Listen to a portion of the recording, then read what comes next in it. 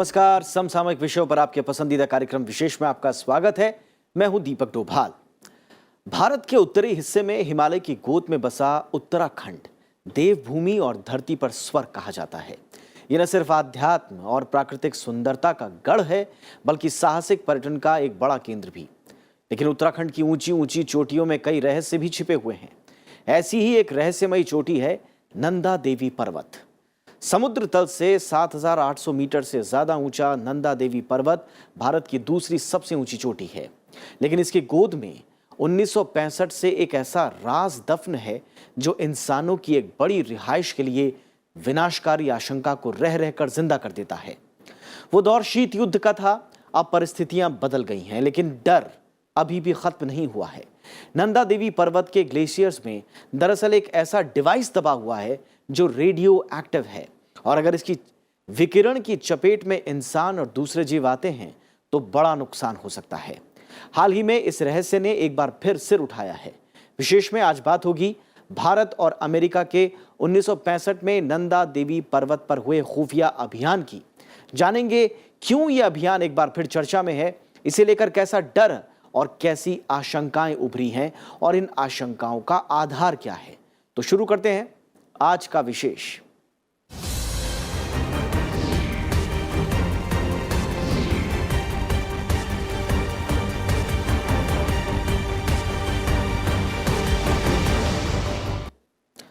तो 1965 में यह पूरा अभियान दरअसल चीन की परमाणु गतिविधियों पर अंकुश लगाने के लिए किया गया था। अमेरिका दरअसल हर हाल में चीन पर नजर बनाए रखना चाहता था और इसके लिए उसने भारत की मदद मांगी। तय हुआ कि पहले कंचनजंगा की ओर से खुफिया यंत्र लगाए जाएंगे, लेकिन भारतीय सेना ने इसे नामुमकिन बताया। आखिरकार सहमति बनी कि नंदा देवी पर्वत पर, जो कि 25,000 फीट से ज्यादा ऊंचाई पर है, यहां पर यह डिवाइस इंस्टॉल होगा और यहीं से शुरू होती है इस रहस्य की शुरुआत।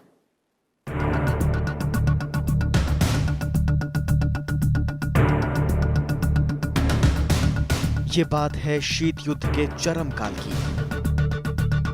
दुनिया दो धुरियों में न सिर्फ बटी हुई थी, बल्कि पूरी दुनिया में अविश्वास और वैमनस्य का माहौल था। इस बीच चीन अपना परमाणु परीक्षण करता है। अमेरिका विचलित हो जाता है। अमेरिका भारत से मदद की गुहार लगाता है। तैयारी शुरू होती है भारतीय हिमालय की चोटियों पर एक ऐसे जासूसी उपकरण को स्थापित करने की जो चीन की गतिविधियों पर नजर रखे। 1964 में चीन ने शिनजियांग प्रांत में परमाणु परीक्षण किया। 1965 में अमेरिकी जासूसी एजेंसी CIA और भारतीय खुफिया विभाग मिलकर चीनी परमाणु गतिविधियों पर नजर रखने के लिए नंदा देवी पर्वत पर खुफिया यंत्र लगाने की कोशिश करते हैं। इसके लिए पर्वत पर करीब 56 किलो के यंत्र स्थापित करने थे, जिसमें 8 से 10 फीट ऊंचा एंटीना, 2 ट्रांसीवर सेट्स और सबसे अहम परमाणु सहायक शक्ति जनरेटर यानी SNAP सिस्टम शामिल थे। जनरेटर के न्यूक्लियर फ्यूल में प्लूटोनियम के 7 कैप्सूल शामिल थे, जो कि एक स्पेशल कंटेनर में थे।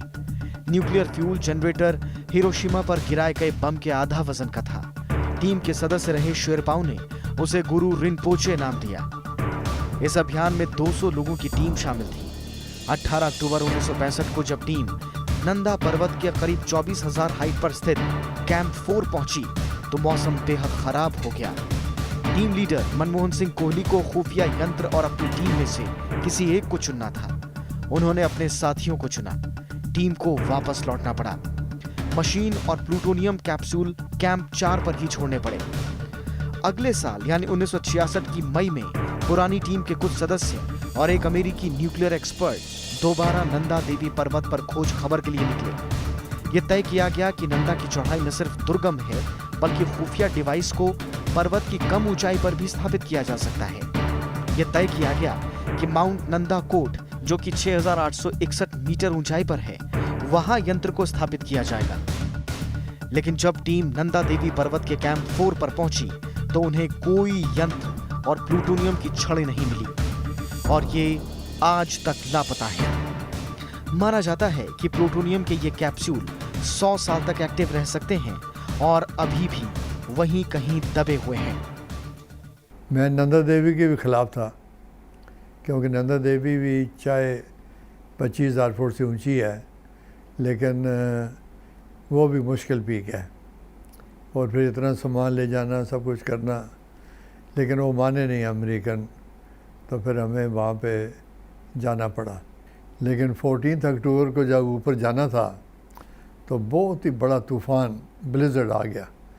ब्लिज़र्ड में होता है कि तूफ़ान भी होता है और स्नोफॉल भी होती है। तो फिर हम लोग वो तो बचना मुश्किल हो गया, तो मैंने कहा कि फ़ौरन वापस आओ सारे बेस कैंप में। तो हम 66 में 1 मई को गए, तो 1 जून को हम पहुंच गए वहाँ पे, वो जो कैंप 4 था 24,000 फीट। तो वहाँ जाके फिर हमने देखा तो वो चीज़ें जहाँ रखी थी वहाँ थी नहीं। 1977 में CIA और भारतीय IB के इस ऑपरेशन का खुलासा पहली बार अंतर्राष्ट्रीय मीडिया में हुआ। इस पर जब बहस तेज हुई तो तत्कालीन प्रधानमंत्री मोरारजी देसाई को भी संसद में इस मिशन के बारे में पुष्टि करनी पड़ी। पार्लियामेंट में तो 377 में निश्चित रूप में जवाब मिलता है, हमें जवाब नहीं मिला और कोई चिंता भी जाहिर नहीं हुई।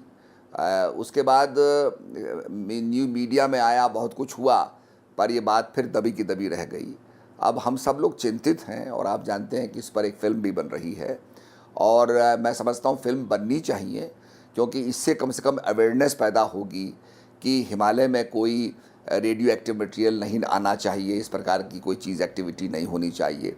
आज सारी दुनिया के अंदर, जो यूरोप के अंदर आपने देखा होगा, जो न्यूक्लियर इंस्टॉलेशंस हैं और न्यूक्लियर से जो पावर, बिजली बनाने का जो प्रयास है, उसको भी बंद कर दिया गया है। अब हाइड्रो से बना रहे हैं और फॉसल फ्यूल से वो बना रहे हैं। तब से लेकर अब तक प्लूटोनियम की खोज के कई अभियान हो चुके हैं, लेकिन कुछ खास सफलता हाथ नहीं लगी। चट्टानों और पानी के नमूने भी कई बार लैब में भेजे जा चुके हैं, लेकिन अभी तक इसमें रेडियो धर्मिता को लेकर कोई खास पुष्टि नहीं हुई है।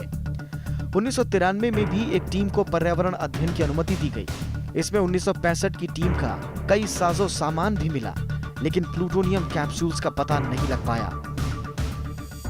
ये तो बहुत ही स्पेकुलेटिव कमेंट्स हैं उनके। होने को तो कुछ भी हो सकता है, वो ज़रूर आ सकता है, बट हमें पता नहीं है कि कहाँ है वो। और वो एरिया जो है वो ज़रूर सेंसिटिव है वाटर सप्लाई के बारे में। आई मीन वो मेजर रिवर्स वहाँ से आती हैं, गंगा तो है, ऋषि गंगा है, अलकनंदा है वगैरह।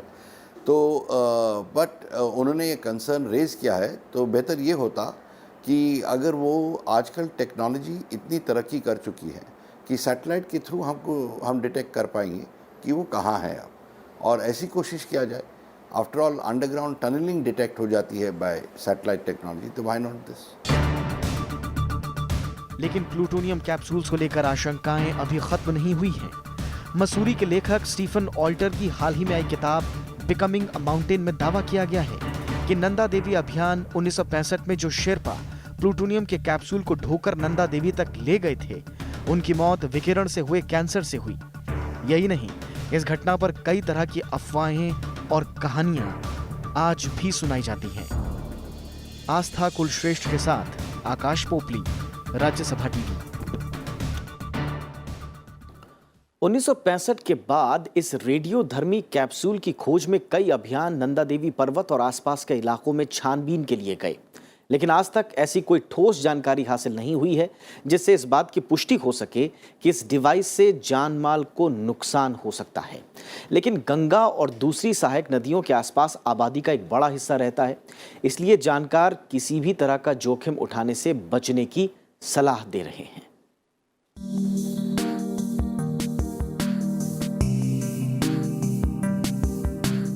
नंदा देवी का ये दुर्गम मगर खूबसूरत पर्वत अपने अंदर कई रहस्य समेटे हुए है, लेकिन यहां एक ऐसा रहस्य भी दफन है जो बेहद विनाशकारी साबित हो सकता है। चीन की परमाणु गतिविधियों पर नजर रखने के लिए 1965 में प्लूटोनियम कैप्सूल को लेकर जाने वाले दल में शामिल रहे लोगों को यह अंदाजा भी नहीं रहा होगा कि जो खतरनाक डिवाइस वो अपने साथ लेकर जा रहे हैं, उसके गायब होने के बाद ये पता चलेगा कि ये लाखों नागरिकों के लिए खतरा बन सकता है। खतरा कई तरह से है। सबसे बड़ी आशंका इस बात की है कि कहीं कैप्सूल की रेडियो धर्मिता गंगा के पानी को जानलेवा जहर में तब्दील न कर दे। दरअसल नंदा पर्वत की तलहटी से आने वाली ऋषिगंगा का पानी आखिरकार गंगा में समाहित हो जाता है। ऐसे में गंगा पर निर्भर लोगों की जिंदगी, जलीय जंतुओं और वनस्पति खतरे में पड़ सकते हैं। अमेरिका में यह खबर जारी होने के बाद खुद CIA ने इस बात की आशंका जाहिर की थी कि प्लूटोनियम कैप्सूल से गंगा का पानी पीने वाले लोगों की जान जोखिम में पड़ सकती है। 67 में ढूंढते रहे, 68 में ढूंढते रहे, कुछ भी नहीं मिला। तो अमेरिकन ने पहले तो हमें काफ़ी डरा दिया, कहते हैं कि अगर ये गंगा में चला गया तो millions of Indians will die. लेकिन बाद में जो हमारे साइंटिस्ट ने जब पूरी इसको अच्छी तरह इन्वेस्टिगेट किया, वो कहते हैं इतना ख़तरा नहीं था, क्योंकि जब समुद्र में जब गंगा में जाएगा तो काफ़ी डिल्यूशन हो जाएगी उसकी। इस खतरे और दूसरे कारणों को ध्यान में रखते हुए 1974 में नंदा देवी अभयारण्य और पर्वत पर सभी तरह के अभियानों पर रोक लगा दी गई। खतरा सिर्फ इंसानों पर ही नहीं बल्कि आसपास की पारिस्थितिकी पर भी मंडराने लगा। इसलिए 1983 में दोबारा यहां अभियानों पर रोक लगा दी गई। नहीं, प्रधानमंत्री ने कहा है वो सही बात है, अच्छा है, क्योंकि होने को कुछ भी हो सकता है। और हम लोगों की आबादी जो है, मेजॉरिटी जो है, जो नॉर्दर्न प्लेन्स में है, वो सब इन रिवर्स पे डिपेंडेंट है। मेरे ख्याल से वो लगभग 1 करोड़ के नज़दीक या उससे ज़्यादा शायद लोग अफेक्टेड हो जाएंगे जहाँ पे ये लोकेट किया है। तो वो जब कह रहे हैं कि हम चेक करेंगे, नेचुरली आई एम श्योर वो टेक्नोलॉजी का इस्तेमाल करेंगे और देखेंगे फिर कहाँ है। अगर फिर ज़रूरत पड़े तो एक और टीम जाए या कुछ और करे। उत्तराखंड के पर्यटन मंत्री सतपाल महाराज ने अब इलाके को रेडियो धर्मी विकिरण की आशंका से मुक्त करने के लिए केंद्र सरकार से मदद की गुहार लगाई है। हालांकि जानकार किसी भी विनाशकारी खतरे की आशंका को दरकिनार करते हैं। ऐसा नहीं है, वो ना ही वो क्रश हुआ है, वो आइस में इंटीग्रेटेड है। आइस में जो कोई चीज़ इंटीग्रेट हो जाए तो ह्यूमन बॉडीज़ मिलते हैं, ह्यूमन बॉडीज़ भी इंटेक्ट मिलते हैं। पीछे यूरोप में मिला जो 5200 साल पुरानी बॉडी वैसी की वैसी ही थी। तो ये डिवाइस भी आपको 250-300 साल के बाद एग्जैक्टली वैसा ही मिलेगा, अनलेस ये बिल्कुल बॉटम में ना चला गया हो, क्योंकि बिल्कुल बॉटम में जाएगा तो फिर रॉक्स के साथ ग्राइंड भी हो सकता है। लेकिन 100 साल के हिसाब से 53 ईयर्स आपने कहा, 53 ईयर्स निकल गए, अब 47 साल बाकी है। 47 साल में तो दिखने वाला नहीं है, मुझे उम्मीद नहीं है 47 साल में हमको दिखेगा, या तो हम जाके उसे ढूंढें। जैसे कहा, कई मीटर्स है, रेडिएशन मीटर्स हम लोग यूज़ करते हैं फील्ड में, उसमें ये देख सकते हैं कि कहाँ कॉन्सेंट्रेशन है। लेकिन कॉन्सेंट्रेशन के बाद 50 मीटर आइस को डिग करना भी अपने आप में मुश्किल काम है, अपने आप में बहुत मुश्किल काम। दूसरी तरफ कुछ जानकार ये भी मानते हैं कि जानलेवा विकिरण की आशंका को पूरी तरह से खारिज करने के लिए इलाके में जल्द सर्च अभियान और मॉनिटरिंग करवाई जानी चाहिए, ताकि भविष्य में सब कुछ सुरक्षित रहे। ग्लेशियर और बर्फ में दबे पदार्थों को खोजने के लिए तकनीक ने काफी विकास किया है। हालांकि इस पर आने वाला खर्च और समय खोजकर्ताओं के लिए एक बड़ी चुनौती होगा। Bureau report, Rajya Sabha TV. अब सवाल ये है कि ये मुद्दा चर्चा में क्यों है। दरअसल उत्तराखंड के पर्यटन मंत्री सतपाल महाराज ने हाल ही में प्रधानमंत्री नरेंद्र मोदी से मुलाकात कर इस मुद्दे को उठाया था। प्रधानमंत्री नरेंद्र मोदी ने उन्हें मामले की जांच कराने का भरोसा भी दिया है। हालांकि ग्लेशियर विशेषज्ञों का मानना है कि जब तक रेडियो एक्टिव पदार्थ से कोई संपर्क नहीं होता, इससे मानव जीवन को कोई खतरा नहीं है।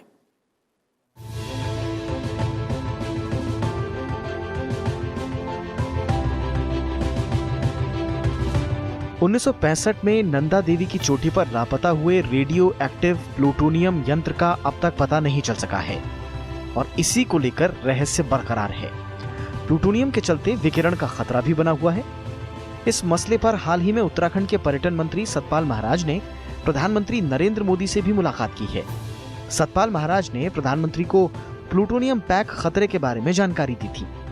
सतपाल महाराज का कहना है कि 56 किलोग्राम वजन का रेडियो एक्टिव यंत्र वर्तमान में बर्फ और मलबे के नीचे दबा पड़ा है। ऐसे में रेडियो धर्मी किरणों के विकिरण और उसके सूक्ष्म कण आसपास की नदियों में गिर सकते हैं। ये रेडियोधर्मी कण आगे चलकर गंगा के पानी को भी प्रदूषित कर सकते हैं। सतपाल महाराज ने जानकारी दी कि प्रधानमंत्री की ओर से इस मसले पर जल्द ही काम शुरू करने का भरोसा मिला है। उत्तराखंड के पर्यटन मंत्री होने के नाते उनका कहना है कि इसके रहस्यों को सुलझाकर भविष्य के बड़े खतरे से बचा जा सकता है। उन्होंने कहा कि उनकी सरकार इस रहस्य को सुलझाने के लिए जो भी जरूरी कदम होगा उसे उठाएगी। Now being a tourism minister, irrigation and tourism minister of Uttarakhand, मैंने ये जानना चाहा कि भाई ये प्लूटोनियम पैक कहाँ है, क्योंकि इससे एनवायरनमेंट को, हिमालय को, गंगा को, हमारे टूरिज़्म को, हमारे इरिगेशन को उस पर प्रभाव पड़ेगा। तो नेचुरली ये मैंने इसको रेज़ किया। नहीं, मेरी केवल एकमात्र यही इच्छा है कि ये जो डिवाइस है जो न्यूक्लियर पोल्यूशन कर सकती है और रेडियो एक्टिव पोल्यूशन कर सकती है, इसकी खोज हो, इसे प्राप्त किया जाए और हमेशा हमेशा के लिए जो हमारे हिमालय के अंदर एक संभावना है कि भाई यहाँ पर रेडियो एक्टिव मटेरियल जो है स्पिल हो सकता है, उसका समाधान किया जाए। यही मांग मैंने प्रधानमंत्री जी से की, उनसे आग्रह किया। उन्होंने कहा हमारी नॉलेज में नहीं है, पर इसको हम निश्चित रूप में इसका समाधान ढूंढेंगे। भारतीय नौसेना के पूर्व अधिकारी कैप्टन मनमोहन सिंह ने 1965 में नंदा देवी इलाके में एटॉमिक डिवाइस स्थापित करने के अभियान की अगुवाई की थी। उनका मानना है कि उस डिवाइस का जीवन 100 साल का है, यानी अभी भी उस डिवाइस के लिए 40 से ज्यादा साल बचे हैं। कैप्टन मनमोहन सिंह का कहना है कि अगर ये ऋषिगंगा में मिला तो पानी काफी जहरीला हो सकता है और बहुत लोग प्रभावित हो सकते हैं। उनके मुताबिक ये डिवाइस काफी गर्म है और अगर इसने एक बार ग्लेशियर को टच कर दिया तो ये तब तक नीचे बैठता जाएगा जब तक बर्फ गलकर पत्थर नहीं बन जाए। इसके बाद ये आगे नहीं बढ़ेगा। उनका ये भी कहना है कि अगर सरकार लापता डिवाइस का पता लगाना चाहती है, इससे कोई नुकसान नहीं होगा। पता नहीं कहाँ चला गया होगा, नीचे दब गया होगा। और बर्फ है तो गर्म, 100 साल की लाइफ है उसकी, तो गर्म से नीचे जाता जाता जाता जहाँ पे राख होगी वहाँ ठहर गया होगा। जो इनको डर लगता है, तो मैंने कहा कि अब टेक्नोलॉजी भी बढ़ गई है, तो नई मशीनें लेके लेटेस्ट आप जाके देखो, पता तो लग जाएगा। अगर उधर कहीं दबा हुआ, दूर से भी पता लग सकता है। उसमें खर्चा बड़ा आएगा, तो शायद CIA या इंडियन गवर्नमेंट मिलके या जैसे भी गवर्नमेंट फैसला करे, तो थोड़ा देखने में कोई नुकसान नहीं है। डर ये भी है कि कहीं इस डिवाइस के प्लूटोनियम से विकिरण का रिसाव होता है तो इससे गंगा प्रदूषित हो सकती है।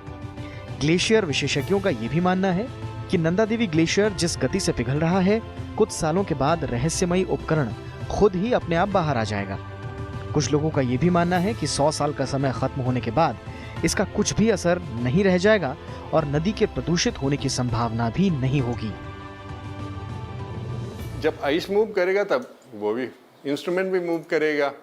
जो डिवाइस है तो 53 के हिसाब से 47 इयर्स का लाइफ साइकिल है उसका टोटल। तो मुझे नहीं लगता कि हमको ज़्यादा इसके बारे में सोचना भी चाहिए, क्योंकि बहुत ज़्यादा एक्सपेंसिव होगा। जो महीनाज लगेंगे, इतने लोगों को जाना, फिर वहाँ इंस्ट्रूमेंट ले जाना, अगर लोकेट भी कर पाए फिर उसको खोदना। 50 सालों में 50 मीटर आइस के नीचे चला गया तो 50 मीटर आइस को काट के वहाँ निकालना बहुत मुश्किल है। हालांकि प्लूटोनियम युक्त डिवाइस से भविष्य में किस तरह का खतरा पैदा हो सकता है, ये तभी साफ होगा जब इस डिवाइस से जुड़े सारे तथ्यों पर से पर्दा उठेगा। आस्था कुलश्रेष्ठ के साथ ब्यूरो रिपोर्ट, राज्यसभा टीवी। और जिनके नाम पर इस पर्वत का नाम पड़ा है नंदा देवी, उसको लेकर भी आपको जानकारी दे देते हैं। नंदा देवी को लेकर उत्तराखंड के लोगों की धार्मिक मान्यताएं जुड़ी हैं। लोग उनकी पूजा आनंद देने वाली देवी के तौर पर करते हैं। वो देवी को अपनी धियान मानते हैं, अपनी खुद की, अपनी ही परिवार की सदस्य मानते हैं। इनके नाम से कई यात्राएं भी निकाली जाती हैं, जिनमें सबसे खास है 12 साल पर निकाले जाने वाली नंदा देवी राजात यात्रा। और इन्हीं नंदा देवी के नाम पर इस पर्वत का नाम नंदा देवी पड़ा है।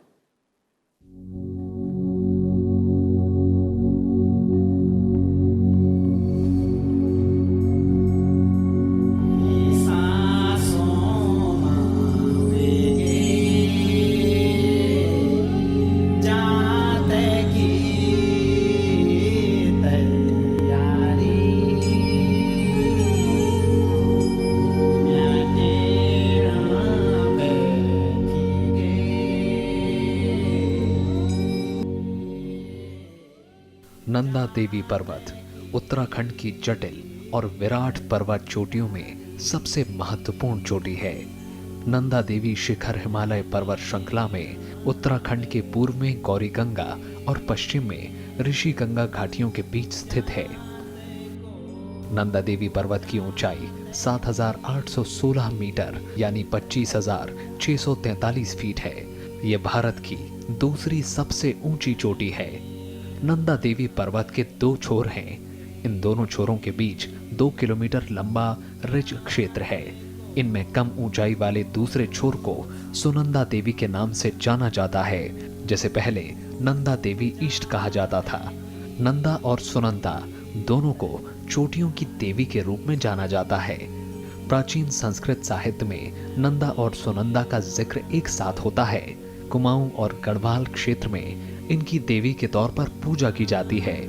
नंदा देवी आनंद देने वाली देवी के रूप में मान्य हैं। उत्तराखंड के लोग नंदा देवी को अपनी अधिष्ठात्री देवी मानते हैं। धार्मिक मान्यताओं के मुताबिक नंदा देवी शिव की पत्नी हैं। हिमालय की पुत्री के तौर पर नंदा देवी का जिक्र है। उत्तराखंड में धार्मिक मान्यताओं के आधार पर नंदा देवी से जुड़ी कई यात्राओं का चलन है। इनमें सबसे प्रमुख है नंदा देवी राज जात यात्रा। ये यात्रा हर 12 साल में एक बार होती है। राज जात यात्रा एशिया की सबसे लंबी पैदल यात्रा है। इस यात्रा में लोग 280 किलोमीटर की यात्रा 20 दिनों में पैदल तय करते हैं। मान्यता है कि हर 12 साल पर नंदा देवी मायके से वापस कैलाश जाती हैं। कैलाश उनका ससुराल है। यात्रा का शुभारंभ नौटी में भव्य रूप से किया जाता है। यात्रा के कई मार्ग हैं। नौटी, अल्मोड़ा और कुरुड़ की यात्रा मार्ग सबसे प्रचलित मार्ग है। नंद केसरी में गढ़वाल और कुमाऊं के अलग अलग क्षेत्रों से आई हुई मां नंदा की डोलियों और छतोलियों का मिलन होता है। उत्तराखंड की सांस्कृतिक एकता का प्रतीक है नंदा देवी राज जात यात्रा। इस यात्रा की शुरुआत 9वीं सदी से मानी जाती है।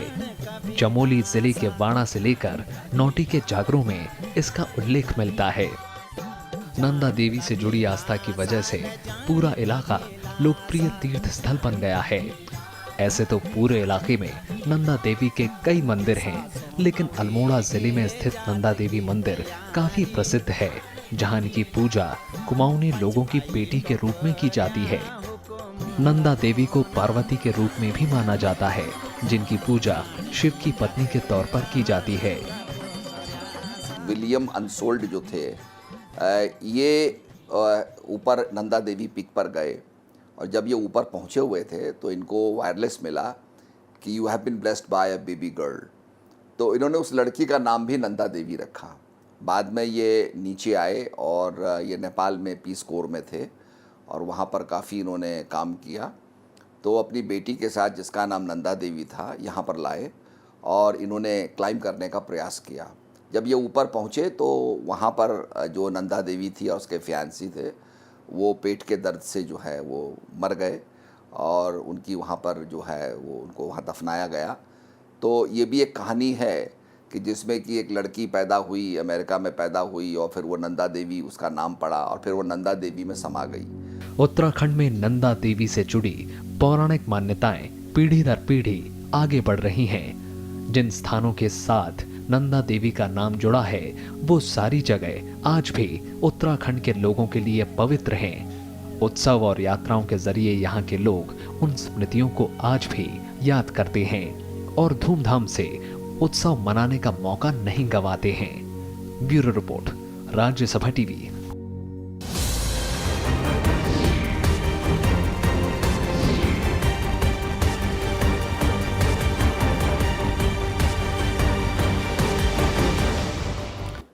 तो ये था आज का विशेष, लेकिन आपको याद दिला दें, हमारा ये कार्यक्रम आप YouTube पर देखना ना भूलें और वहां पर आपकी प्रतिक्रियाओं का हमें हमेशा इंतजार रहता है। नमस्कार।